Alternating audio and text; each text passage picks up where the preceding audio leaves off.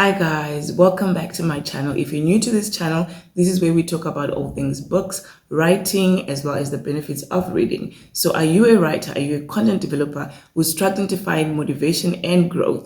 Then you're definitely locked into the right channel, because today I'm going to be giving you some quick tips on how to stay motivated and as well as how to boost up your productivity as well as your creativity. So let's get started.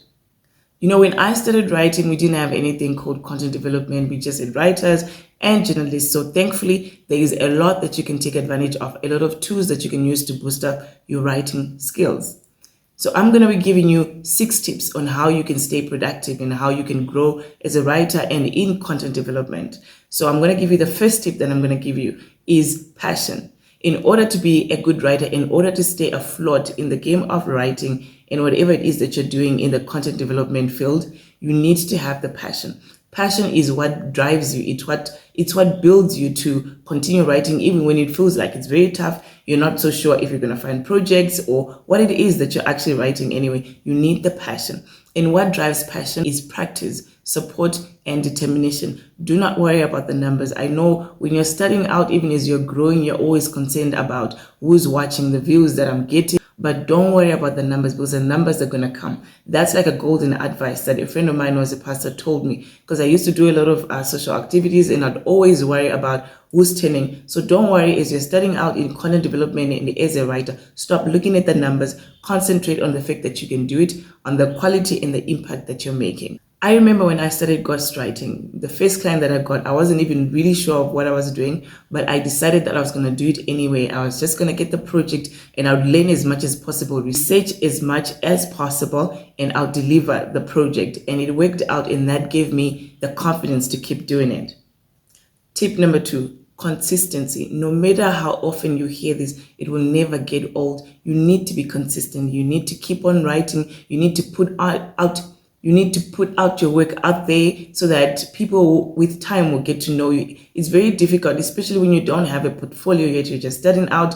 Even when you're growing, even when you've been there for a long time, sometimes you can get those dry spells where nothing is moving, but consistency is key. And find other writers. Go around, research on people that are close to you. Go to any other functions that are happening, activity events, and connect with other writers.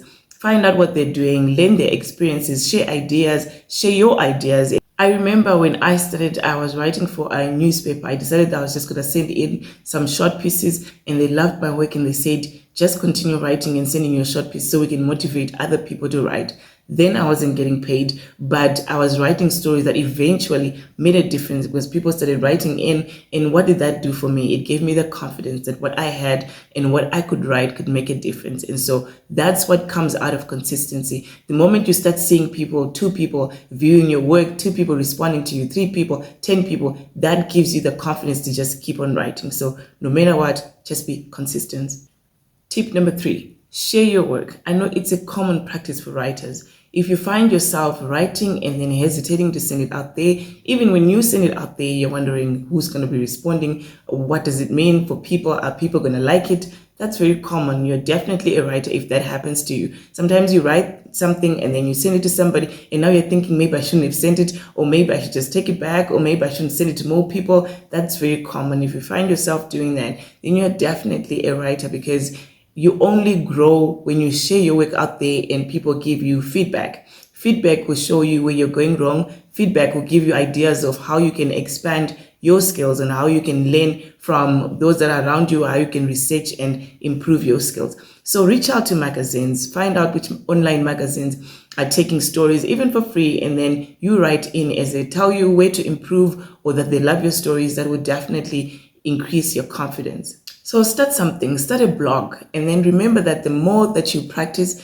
is the more that you will grow and you'll become excellent in whatever it is that you're writing and what you're doing. Sharing regularly is how you're going to improve your craft, and that's how you're going to grow as a writer. Tip number 4, find your niche. What do you love to talk about the most? What do you know? It's very easy to flow in the areas of what you know the most.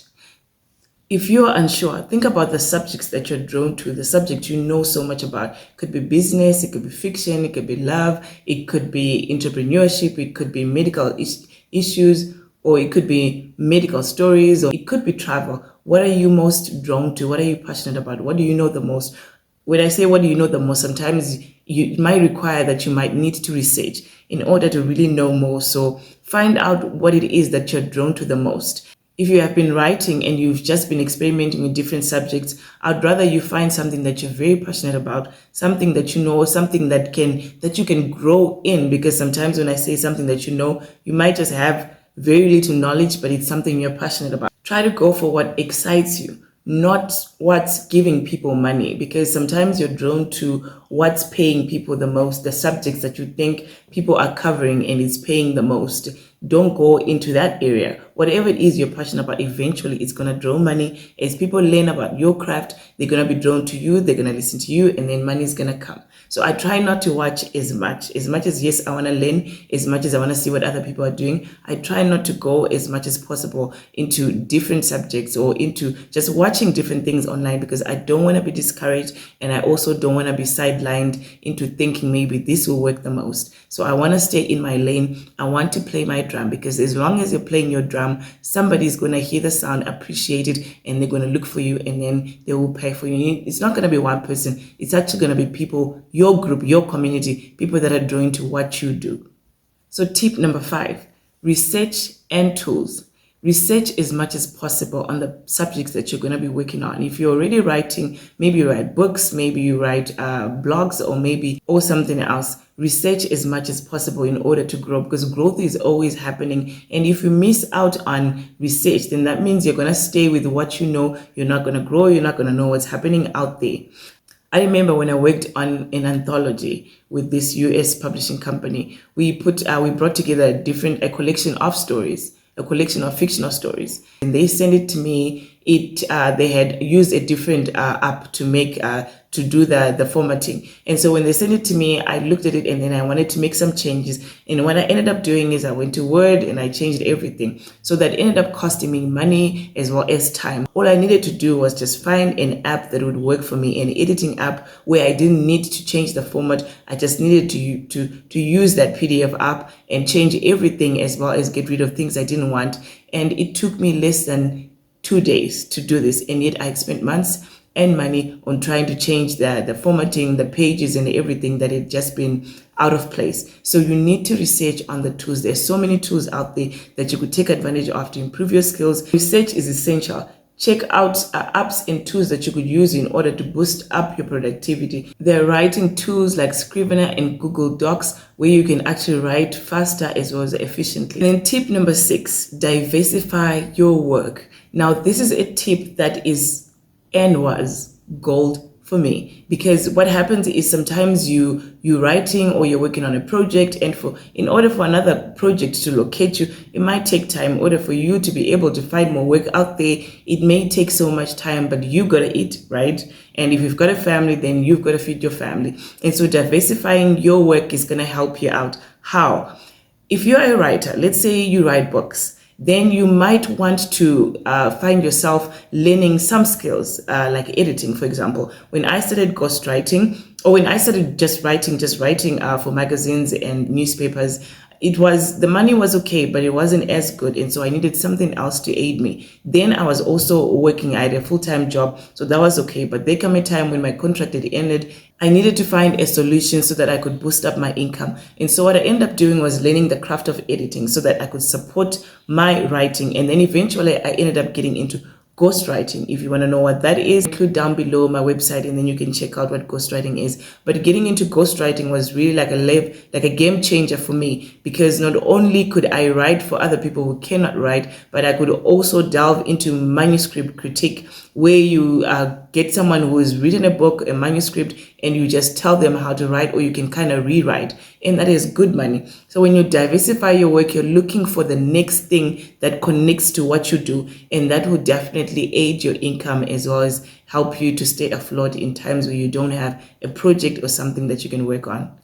Maybe you're a copywriter. Consider writing content for websites or just editing. So you need to explore different streams of income that will boost your work as well as boost your productivity.